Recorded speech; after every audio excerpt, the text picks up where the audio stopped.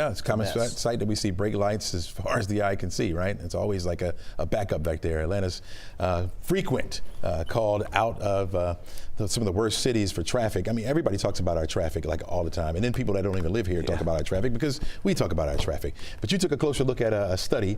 Tell us about that study from Texas A&M. Well, for sure, and maybe the top headline from the study is simply, Chesley, that goodness, I mean, that people misread the study and some things that were true about the nation, like Thursdays being the worst days. They took these headlines and made it viral on Instagram accounts that aren't necessarily vetted journalist accounts or people that just didn't read closely. And they said that that was true for Atlanta. But actually, as it turns out, they also said that rush hours were over with. OK, well, hold on a minute. I just sat through this rush hour. We did traffic like every 10 minutes here at 11Alive. And rush hour definitely still exists. But nationwide, what we're seeing, and true in Atlanta, is that the peak, like how different the morning is from the afternoon, it's not quite this, like it's a little more even with the midday traffic. So here's the deal in Atlanta. There still are rush hours. All right, the worst times of day are basically from 7 to 9 a.m. and 4 to 6 p.m. on weekends. And also Wednesday at 4 p.m. to 5 p.m., not Thursday, Wednesday are the two worst hours as far as percentage of delay on freeways in Atlanta. So that's kind of the two main things to suss out. Atlantans also lost, I think it was 87 hours a week on average on the roads. Or, sorry, 87 hours total per year per average commuter, which you may think that's a low number. Well, that's everybody averaged in. That was about the 9th worst in the nation.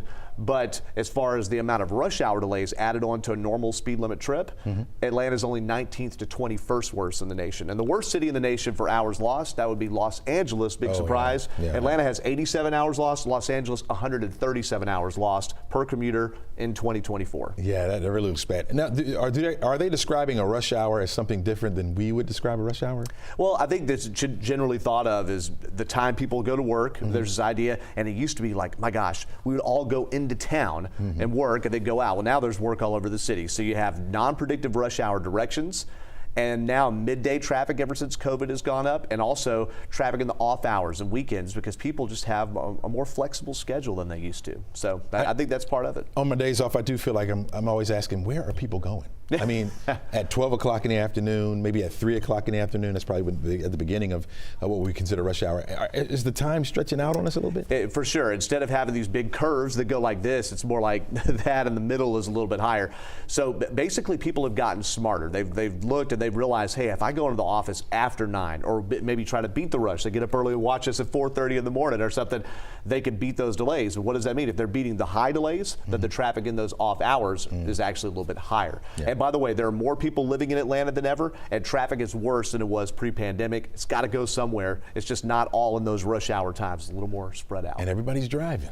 Everybody's driving, right? Too much of that. What's the most misunderstood thing about Atlanta traffic now? I think the most misunderstood thing is that it's always unpredictable. As much as there are routine delays, anything can happen at any time. At any moment, I suddenly go running into the newsroom, Chesley, red alert, got a freeway shut down. And so you've got to plan your ride before you leave. And that's why we have these reports so often every weekday morning. Do you think there's anything that could, like, kind of put a limit on the traffic? Anything we could do? I think if employers would go back to COVID and realize that a lot of us could work remotely, that would be a big thing. And also people would just drive like there are other people out there. That'd be great too. You know, I remember that during the pandemic, working from home. That was kind of strange. I never thought that would ever be, but yeah, you're right. Management, if you're listening, we'll work at home. You know, we'll help. just don't lower that paycheck, right? Just don't lower the paycheck.